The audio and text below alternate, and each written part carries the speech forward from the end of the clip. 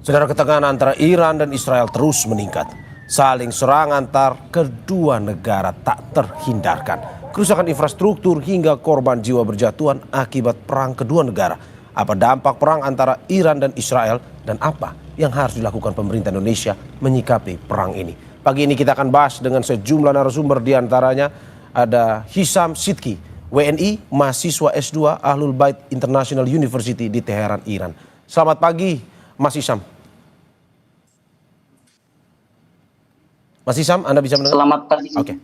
Oke, selamat pagi waktu Indonesia. Dan juga selain itu juga ada anggota Komisi 1 DPR fraksi PKB Oleh Soleh. Selamat pagi Bang Soleh.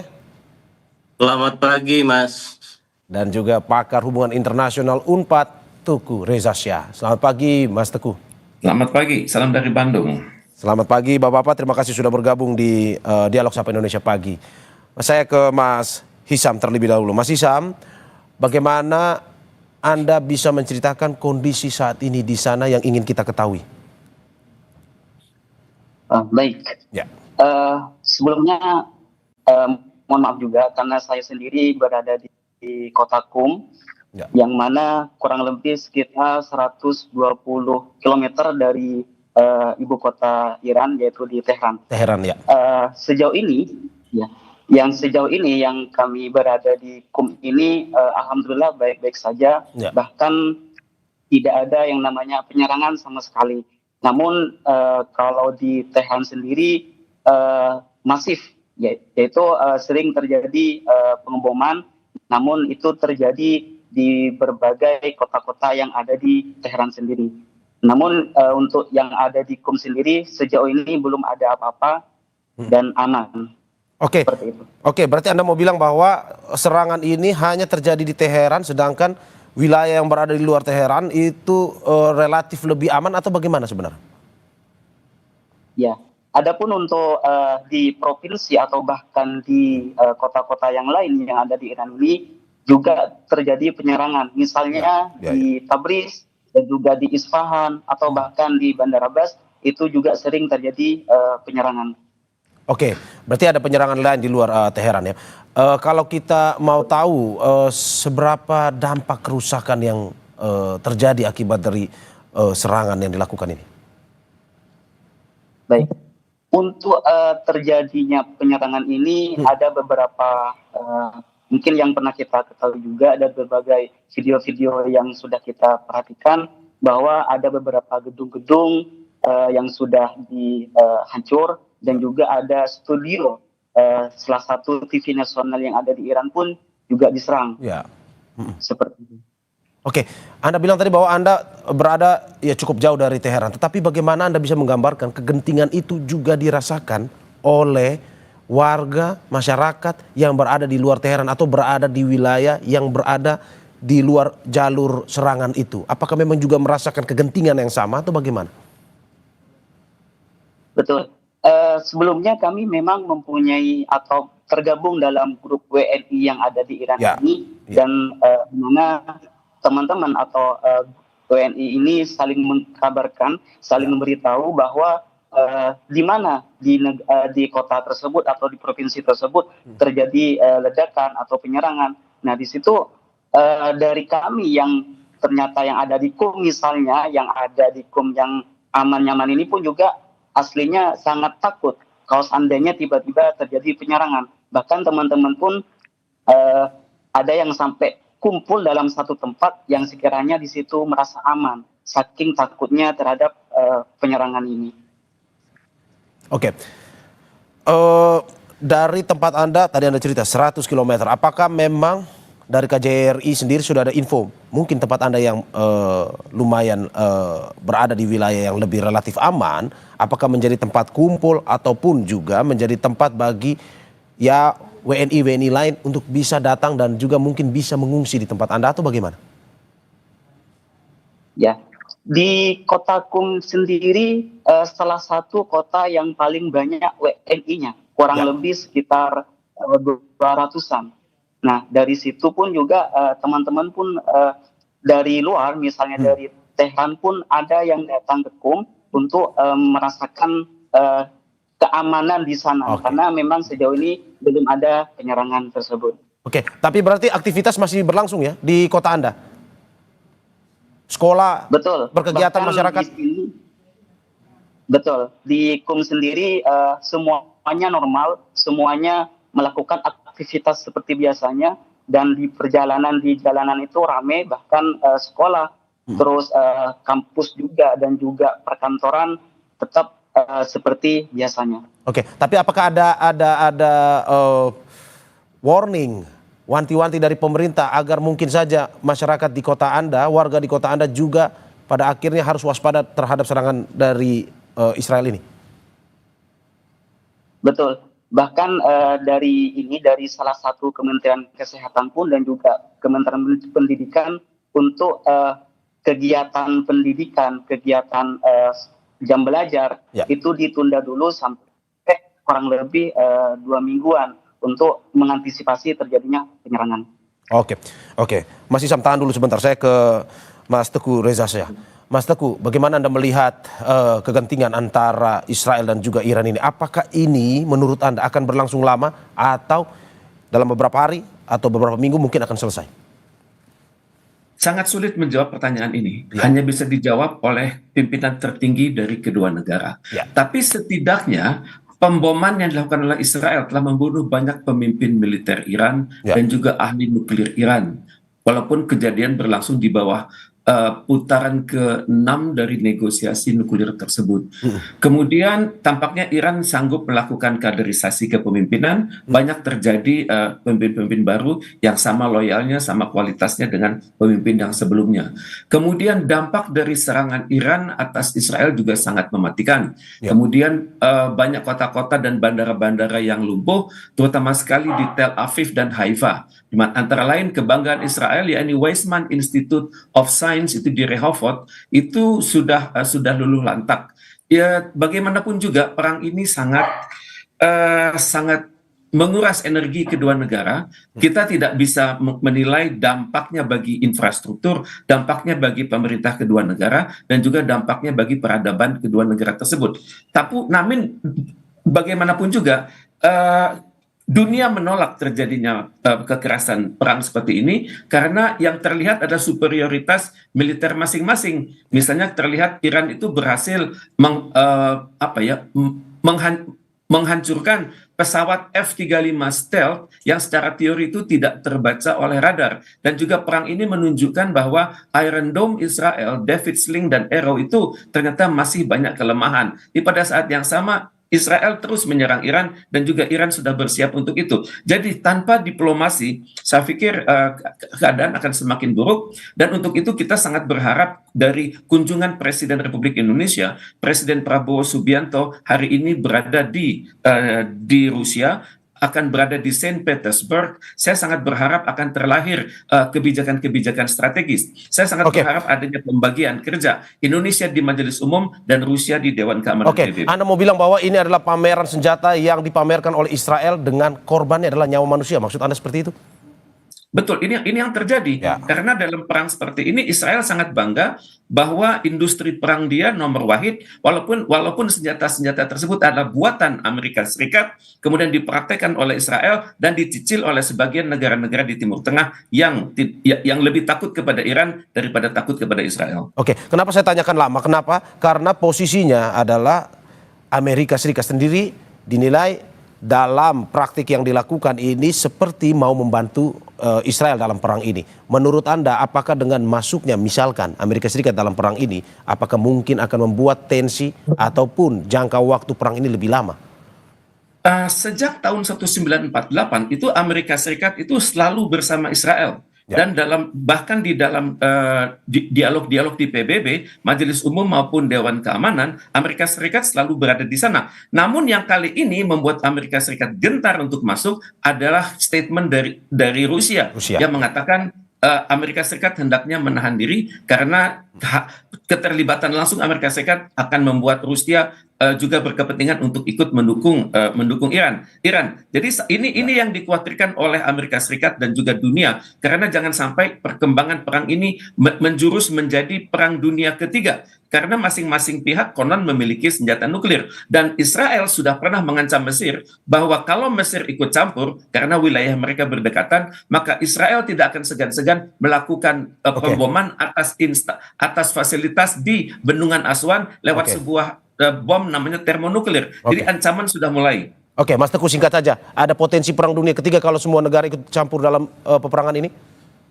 Ya, kalau banyak pihak yang terlibat dari dalam dan dari luar kawasan, potensi perang dunia ketiga itu ada. Tapi untuk itu, mumpung belum terjadi, saya sangat berharap negosiasi diplomasi ini berjalan terus. Harapan besar kami pada Indonesia saat ini. Oke, Bang Soleh, saya mau minta pendapat Anda terkait dengan ini. Menurut Anda, dari hasil pengamatan Anda, analisis mungkin juga dengan diskusi di DPR, bagaimana Anda melihat perang ini mungkin berdampak? Ya, kalau kita tidak tahu seberapa lama perang ini, tapi berdampak pada Indonesia sendiri, dan juga apakah menurut Anda ini akan berlangsung lama atau tidak?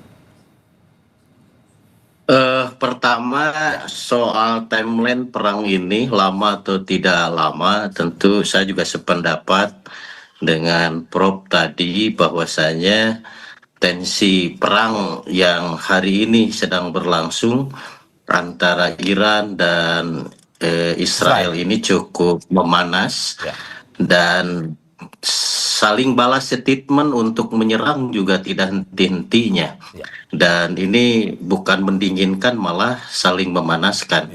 Nah, oleh sebab itu tentu ini dampaknya ini terhadap seluruh dunia rasa-rasanya, dan Indonesia ini juga sangat terdampak sekali.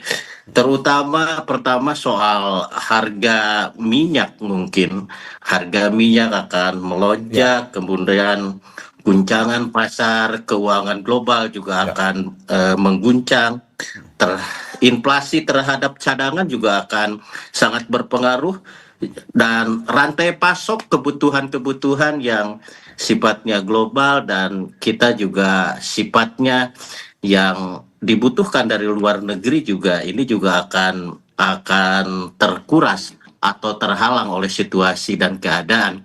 Nah, oleh sebab itu tentu ini semua elemen bangsa dan tentunya dunia, dan paling pokok adalah negara-negara Islam harus bersatu padu bersatu bagaimana diplomasi di tingkat dunia, terutama di PBB, bisa menekan daripada kedua negara, terutama menekan Israel itu sendiri, di mana Israel bayang-bayang Amerika, yang selalu di belakangnya adalah Amerika, sementara Amerika juga memasang dua kaki dalam perang ini.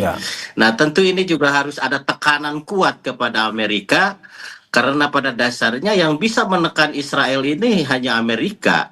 Kalau Israel bisa ditekan oleh Amerika, maka insya Allah ta'ala ini perang juga tidak akan terlalu lama, dan dampak sosial, ekonomi, dan yang lain-lain di dunia ini ya mudah-mudahan bisa secepatnya pulih kembali. Oke, berarti Bang Soleh, menurut Anda Presiden Prabowo harus bisa negosiasi sebenarnya ke Amerika sebenarnya ya, untuk bisa menghentikan perang ini? Ya, seperti itu. Karena memang Amerika dengan Israel ini kan tidak bisa dipisahkan. Kepentingan Amerika juga ada, kepentingan Israel. Israel juga sama memiliki kepentingan yang sama. Di mana dalam puluhan tahun akhir ini pendapat-pendapat Amerika ini selalu membela dan melindungi Israel.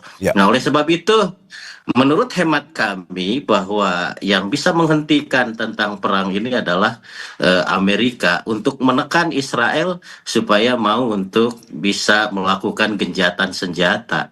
Oke, sebelum saya masuk ke dampak untuk negeri kita sendiri, untuk Indonesia terkait dengan perang ini, saya mau nanya ke Mas Hisam Sidki lagi.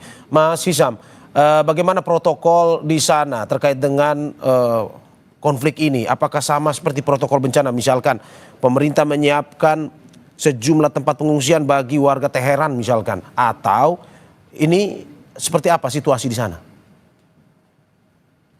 Ya, dari KBRI sendiri sudah menghimbau terhadap WNI yang ada di Iran, Ya. khususnya yang terdampak untuk melakukan evakuasi, di mana dievakuasi di sini berada di gedung KBRI itu sendiri. Namun KBRI pun juga memberikan wewenang terhadap WNI-nya barangkali yang tidak ingin dievakuasi atau mungkin ingin tetap di Iran misalnya, KBRI pun juga memberikan wewenang terhadap WNI tersebut. Namun dari dari KBRI sendiri sangat-sangat menghimbau untuk bergabung dalam satu tempat evakuasi.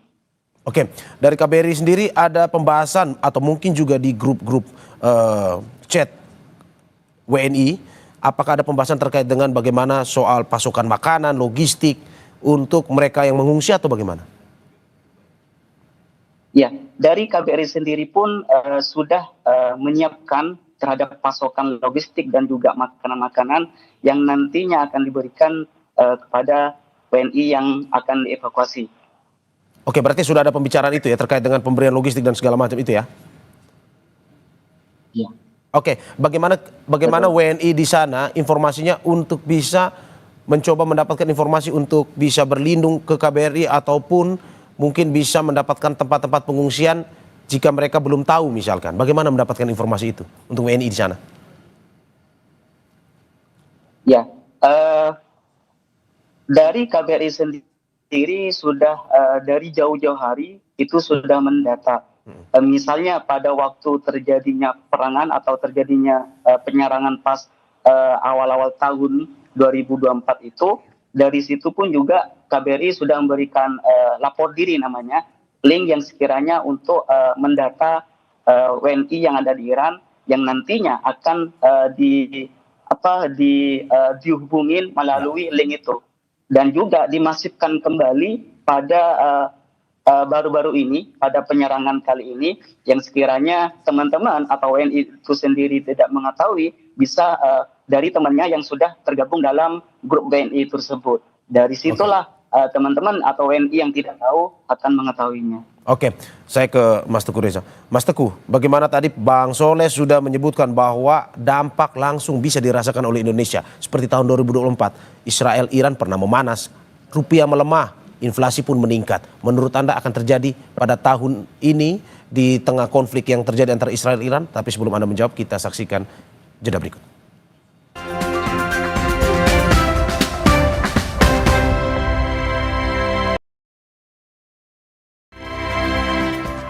Terima kasih masih di Sapa Indonesia Pagi, saudara. Bersama saya Mario Saron dan sejumlah narasumber saya ada Hisam Sidki, WNI mahasiswa S2 Alul Bait International University di Teheran, Iran, dan juga anggota Komisi 1 DPR fraksi PKB Oleh Soleh, serta pakar hubungan internasional UNPAD Teguh Reza Syah. Saya kembali ke Mas Teguh. Mas Teguh, bagaimana Anda melihat tahun 2024 Israel-Iran pernah berkonflik juga dan akhirnya mempengaruhi langsung ke Indonesia, termasuk sektor ekonomi, di mana pada tahun itu rupiah melemah, pertumbuhan ekonomi terhambat dan mencuatnya inflasi. Menurut Anda apakah akan terjadi juga di tahun ini dalam skala yang lebih panjang atau bagaimana? Saya sangat berharap ya, dalam keadaan seperti ini kita benar-benar membuktikan kemampuan kita meningkatkan kualitas ketahanan nasional, terutama sekali ketahanan energi dan ketahanan pangan, sehingga ketegangan yang terjadi di Timur Tengah ini tidak berdampak signifikan pada Indonesia. Tentunya kita juga harus berpikir ya, dalam kondisi di mana ekonomi melemah, di mana masyarakat semakin banyak yang terpinggirkan, maka yang berlaku adalah hungry men are angry men. Jadi masyarakat akan cenderung cepat marah, dan untuk itu pemerintah hendaknya secara sangat berhati-hati dalam memonitor pergerakan hoax, pergerakan informasi yang seringkali mereka mencoba mempengaruhi masyarakat Indonesia untuk berpihak pada salah satu aktor dan kemudian menistakan aktor yang lain dan terlibat dalam berbagai aksi kekerasan. Dan untuk itu pemerintah hendaknya sangat berhati-hati, misalnya menyalurkan bantuan secara tepat guna, UMKM penting, kemudian BLT itu penting, kemudian juga informasi publik itu sangat penting. Sehingga dengan demikian kita dan masyarakat umumnya berada pada satu frekuensi, yakni mengupayakan perdamaian dunia sebagaimana diamanahkan oleh Konstitusi Indonesia. Perihal ekonomi yang memburuk ini adalah suatu keadaan yang terjadi di seluruh dunia, tapi dalam pandangan saya, kementerian teknis Indonesia sudah memiliki berbagai skenario seperti bagaimana kalau US dollar semakin kuat dan rupiah semakin melemah, kemudian harga-harga minyak dan energi dunia terus menaik. Saya sangat berharap pemerintah berhati-hati dalam menjaga fiskal, dan kemudian sangat berharap pemerintah itu benar-benar memelihara kestabilan di dalam negeri, karena kestabilan yang tinggi itu akan menentukan kemampuan kita melakukan rencana-rencana perdamaian di dunia. Seperti kita lihat bersama, pemerintah Iran sangat mengharapkan peran serta Indonesia, karena dalam kondisi sulit seperti ini tidak banyak negara yang memiliki kredibilitas tinggi selain Indonesia untuk melakukan terobosan-terobosan. Kita memiliki mitra yang sangat banyak di kerjasama Selatan-Selatan, di gerakan non-blok, di organisasi konferensi Islam, dan kita mendapat banyak simpati dari negara-negara Liga Arab. Jadi tampaknya sekaranglah saat yang tepat bagi Indonesia untuk benar-benar berkoordinasi dengan Perserikatan Bangsa-Bangsa untuk mengupayakan agar tercipta resolusi yang sangat menyejukkan hati ini. Saya ke Bang Soleh. Bang Soleh, pemerintah kemarin melihat bahwa akibat dari perang ini ada sektor manufaktur yang bisa terdampak. Harga minyak ditakutkan melambung tinggi. Menurut Anda, apa yang bisa dilakukan Indonesia, terutama dari sektor-sektor yang penyangga ekonomi negeri ini? Tentu Indonesia harus melakukan inovasi. Bagaimana Indonesia melalui pemerintah, Pak Presiden beserta para menteri sebagai pembantunya untuk melakukan kompromi ataupun melakukan dialog-dialog dengan negara-negara yang lain. Bagaimana ketergantungan minyak dari Timur Tengah bisa ditambal dari negara-negara lain. Begitu juga manufaktur, misalkan yang dari negara-negara Eropa, negara-negara Timur Tengah juga bisa ditambal dari negara-negara yang lain.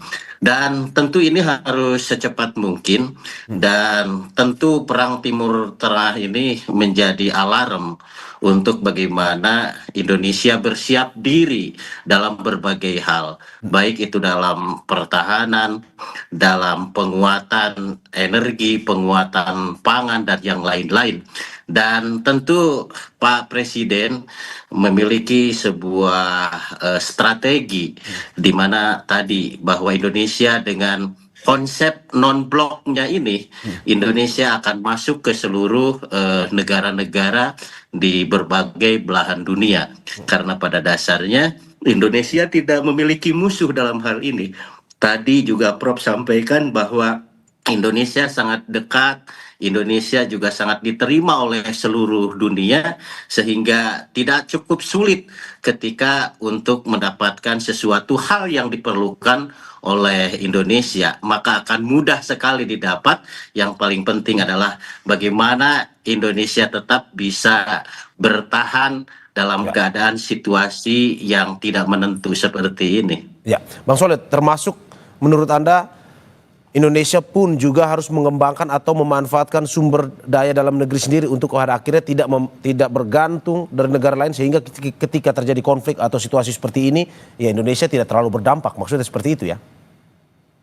Otomatis, maka energi terbarukan ini harus segera diseriuskan. Bagaimana agar energi hijau ini betul-betul menjadi sebuah program prioritas dalam rangka ketahanan energi tadi. Bahwasanya alhamdulillah di Indonesia banyak sumber energi terbarukan seperti minyak sawit yang bisa dijadikan minyak, energi, dan yang lain-lain. Nah, ini tinggal bagaimana ini roadmap ke depan. Ketahanan energi dan ketahanan pangan tentunya ini harus dimulai dari sekarang. Bagaimana Indonesia betul-betul harus siap dalam kondisi apapun menghadapi situasi global yang tidak menentu ini. Oke, saya ke Mas Teguh lagi. Mas Teguh, bagaimana Anda melihat kemarin Duta Besar Iran untuk Indonesia mengatakan bahwa butuh Indonesia untuk dalam permasalahan Iran Israel ini. Pun juga dia mengatakan menyampaikan pesan dari Presiden Iran yang mengundang Presiden Prabowo Subianto untuk datang langsung ke Iran untuk berkomunikasi, berdialog terkait dengan permasalahan ini. Menurut Anda, apakah memang ini bisa kita katakan posisi Presiden itu dan juga Indonesia ini memiliki daya tawar tinggi dalam konflik ini, dan apa yang harus dilakukan Indonesia? Tepat sekali. Kita pertama menghargai ya itikat baik dari pemerintah Iran untuk mengundang Indonesia. Tentunya yang diundang ini adalah Indonesia sebagai suatu bangsa, Indonesia sebagai suatu pemerintahan yang sangat demokratis, dan Indonesia memiliki kredibilitas global. Tentunya mereka juga melihat ya bahwa bersama Indonesia itu ada banyak negara-negara cinta damai yang lain yang saat ini merupakan mayoritas di Majelis Umum PBB. Jadi kalau terjadi suatu resolusi Indonesia itu selalu di sana, dan pimpinan Iran itu sangat objektif. Mereka melihatnya Indonesia bukannya negara-negara manapun di dunia, karena mereka sadar akan kekuatan diplomasi Indonesia dan juga akan kuatnya pesona Indonesia untuk mengajak aktor-aktor internasional untuk bersatu. Dan untuk itu kan tentunya Presiden Prabowo ini harus mendapat dukungan publik dari masyarakatnya sendiri. Itu yang pertama. Dan yang kedua adalah pada saat nanti Presiden kita berdialog dengan Presiden Vladimir Putin, saya sangat berharap adanya pembagian kerja yang sangat tepat. Indonesia optimal di Majelis Umum PBB dan Rusia optimal di Dewan Keamanan PBB. Tapi tentunya hal ini juga harus dikonsultasikan dengan Sekjen PBB. Jangan sampai ide-ide yang sudah baik ini nanti dipertanyakan lagi oleh masyarakat dunia. Kemudian pada saat yang sama, Presiden Indonesia hendaknya melanjutkan komunikasinya dengan Presiden Donald Trump. Beberapa bulan silam kontak mereka adalah 2 menit 50 detik. Dan kami sangat berharap kontak selanjutnya akan lebih lama dan menyangkut substansi. Misalnya bagaimana caranya menekan Israel, pertama, dan kedua bagaimana caranya mengajak negara-negara Arab itu untuk lebih suportif. Selama ini banyak negara-negara di Timur Tengah yang bermain di dua kaki. Mereka lebih takut kepada Israel daripada Iran. Mas Teguh, to the point. Kepada Iran daripada kepada Israel. Mas Teguh, to the point saja. Dalam arti Indonesia tetap non-blok atau mendukung Iran sebenarnya? Tidak. Kita non-blok, tapi kita proaktif untuk perdamaian dunia, dan kita bersahabat dengan Iran dan tetap menjaga jarak dengan Israel. Bang Soleh, tanggapan Anda? Ya, kita percayalah Pak Prabowo mampu melakukan diplomasi dengan pemimpin-pemimpin dunia. Terbukti beberapa hari yang lalu Amerika juga menelepon Pak Prabowo. Artinya bahwa dunia sedang memperhitungkan Indonesia. Selain daripada itu, Indonesia juga memiliki potensi di mana negara muslimnya juga cukup banyak, terbesar daripada di dunia ini. Nah, sehingga organisasi OKI ini juga bisa dimaksimalkan. Yang paling pokok adalah Indonesia ini kan ya tadi dengan konsep bebas aktif, menjaga perdamaian, saya rasa menjaga perdamaian tanpa bermusuhan, tanpa memblok Irak maupun memblok juga Israel, tentu ini juga bagian daripada strategi yang akan dibawa oleh Pak Prabowo. Yang paling pokok adalah bagaimana perdamaian dunia ini bisa tercipta, perang bisa selesai, sehingga dunia bisa damai kembali. Berarti menurut Anda, seperti yang dikatakan oleh Mas Teguh tadi, Indonesia tetap non-blok, tetapi negosiasi terus dilakukan antara Israel dan Iran, atau bagaimana? Kalau Bang Soleh, apakah Indonesia harus dukung Iran aja ini? Saya rasa menjaga jarak dengan Israel menjadi sebuah penting, karena memang dunia juga sedang menyoroti bagaimana kejahatan Israel ini yang amat sangat luar biasa, dan kita juga tidak bisa mendukung full 100% terhadap Iran, karena kita juga terbatas dengan politik luar negeri kita, bahwa politik luar negeri kita adalah non-blok. Yang harus kita dukung tadi, bahwa bagaimana supporting kepada Pak Presiden yang hari ini sedang lawatan ke Rusia, kita harus dukung 100%. Ya. Bagaimana mereka mampu menghasilkan solusi-solusi terbaik demi perdamaian di Timur Tengah itu sendiri.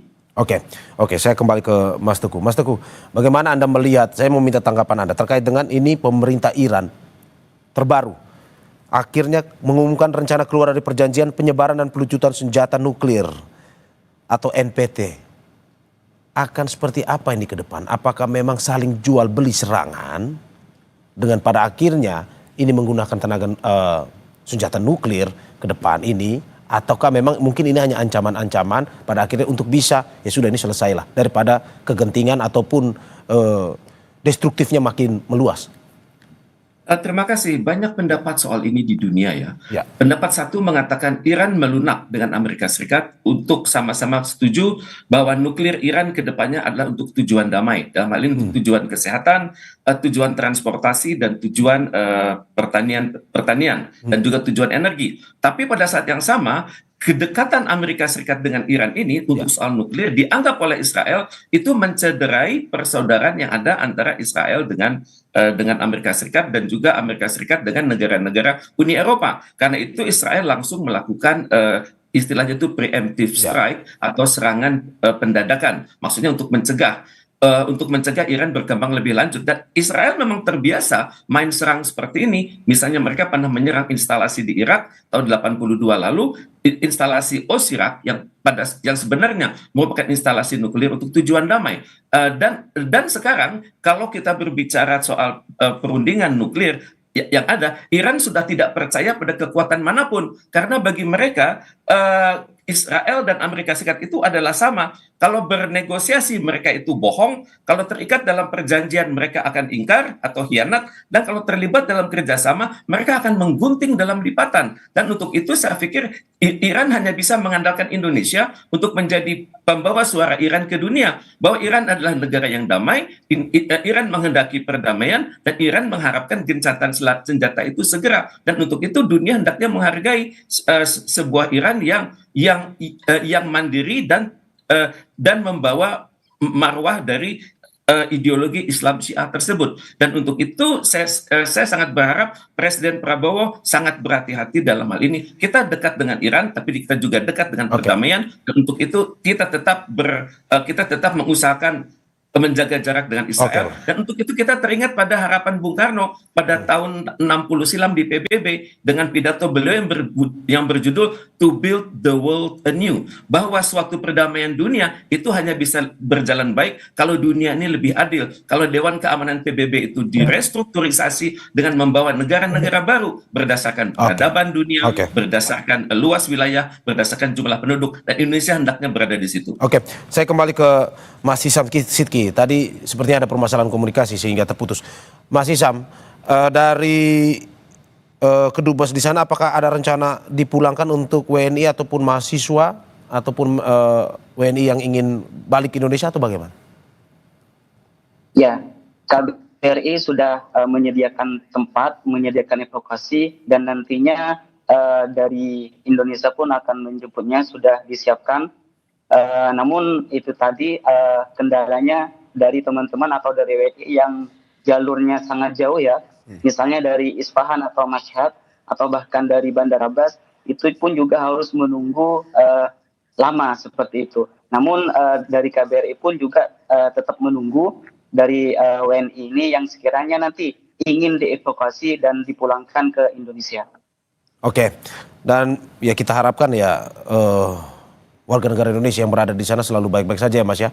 Dari informasi yang mungkin Anda dapatkan baik itu dari KBRI maupun juga dari komunikasi yang dibangun, jaringan komunikasi yang terjadi antara WNI di sana.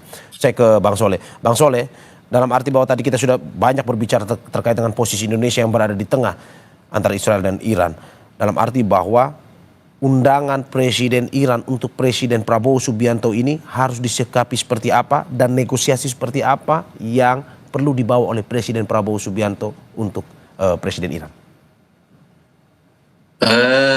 Tentu kita menghormati dan mengapresiasi terhadap pemerintah Iran yang memposisikan Indonesia sebagai garda terdepan bagi negara Iran untuk menuju perdamaian. Dan tentunya Pak Presiden harus menerima mandat ini ya, menerima mandat ini dari Iran untuk dibawa kepada PBB dan juga negosiasi dengan Israel, juga tentunya ini juga harus pelibatan daripada Amerika itu sendiri. Mudah-mudahan ini menjadi solusi terbaik karena memang Indonesia tidak punya peristiwa ataupun sejarah yang bisa melukai negara-negara di Timur Tengah maupun negara-negara yang ada di Eropa. Nah, oleh sebab itu intervensi Indonesia dengan konsep non-blok ini, rasa-rasanya tadi saya sependapat dengan Prof akan lebih diterima oleh seluruh pimpinan dunia, dan nyaris di PBB kita juga di Majelis PBB sudah banyak perundingan-perundingan yang dihasilkan untuk perdamaian dunia itu sendiri. Oleh sebab itu, ya rakyat Indonesia berharap pada Pak Presiden bahwa kepercayaan Iran ini harus diambil dan dijadikan sebagai momentum bahwa Indonesia mampu untuk menegosiasikan, menghentikan perang yang ada di Timur Tengah. Oke, saya ke Mas Teguh. Mas Teguh, bagaimana Anda melihat seperti yang dikatakan Bang Soleh, momentum bagi Presiden Prabowo untuk melihat undangan hubungan baik antara Presiden Iran dan juga Indonesia, dan apa negosiasi diplomasi seperti apa yang perlu dibawa oleh Presiden Prabowo untuk bisa pada akhirnya menghentikan konflik kedua negara ini? Saya pikir kedatangan Presiden Prabowo ke Iran itu akan sangat berarti ya bagi perdamaian dunia, di mana beliau bukan hanya datang dengan ide, tapi datang dengan kredibilitas dan datang dengan bukti sejarah. Kesetiaan kita pada perdamaian dunia itu sudah teruji lewat konferensi Asia Afrika tahun 1955. Dan sejak itu kita selalu menjadi negara yang penengah, negara yang benar-benar menyejukkan, negara yang taat pada hukum internasional, negara yang setia pada etika internasional, dan tidak pernah mengkritik, tidak pernah memperburuk status suatu negara dalam berbagai forum internasional. Diplomasi Indonesia sudah teruji di Majelis Umum PBB dan juga sudah teruji saat kita menjadi anggota tidak tetap Dewan Keamanan PBB. Jadi dengan kombinasi kekuatan moral, kekuatan psikologis dan kredibilitas ini, saya yakin Presiden kita akan mendapat pesan-pesan khusus dari pimpinan spiritual Iran dan juga pimpinan kenegaraan di Iran, bahwa justru pesan inilah yang hendaknya dikonsultasikan kembali kepada Sekjen PBB dan juga kepada negara-negara di Dewan Keamanan PBB. Karena sekaranglah saat yang sangat tepat bagi Indonesia untuk membuktikan bahwa kita adalah negara yang setia pada perdamaian, negara yang setia dengan konstitusi Undang-Undang Dasar Negara Republik Indonesia tahun 1945 yang bertanggung jawab atas terpeliharanya perdamaian di dunia. Dan untuk itu berdasarkan semua kontak antara PBB, Iran dan juga Amerika Serikat, saya sangat berharap akan ada suatu terobosan yang menghentikan perang di Timur Tengah ini. Dan kalau ini berhasil, tidak mustahil Presiden Prabowo akan mendapat Nobel perdamaian dalam waktu segera. Oke, saya tutup dari Mas Hisam Sidki. Mas Hisam, bagaimana Anda melihat harapan publik, harapan WNI di sana terhadap Presiden Prabowo Subianto jika pada akhirnya dipercaya untuk bisa menjadi negosiator, untuk bisa menghentikan, mendamaikan kedua negara ini ataupun menghentikan perang ini? Baik, kami dari mahasiswa khususnya dan juga teman-teman dari WNI sangat berharap Pak Prabowo ini bisa mendamaikan atau memberikan sumbangsi yang baiklah terhadap Iran, yang sekiranya nanti kami dari pelajar ini bisa melanjutkan studi kami, dan juga kepada WNI yang sudah lama di Iran bisa melaksanakan aktivitasnya kembali. Karena memang dari saya pribadi pun juga sangat menginginkan studi kami itu terus berlanjut, terus sampai selesai. Oleh karena itu kami dari pelajar dan juga dari WNI yang lain berharap kepada Presiden kita Pak Prabowo ini yang sekiranya nanti memberikan memberikan kedamaian, Ya. memberikan sumbangsi baik terhadap Iran dan bisa menghentikan yang namanya perang ini. Oke, terima kasih Bapak-Bapak atas apa yang disampaikan pada hari ini. Semoga bisa memberikan pencerahan baru kepada terutama pemerintah kita bagaimana bisa menyikapi konflik antara Iran dan Israel dan juga berdampak ya pada akhirnya lebih baik lagi lah.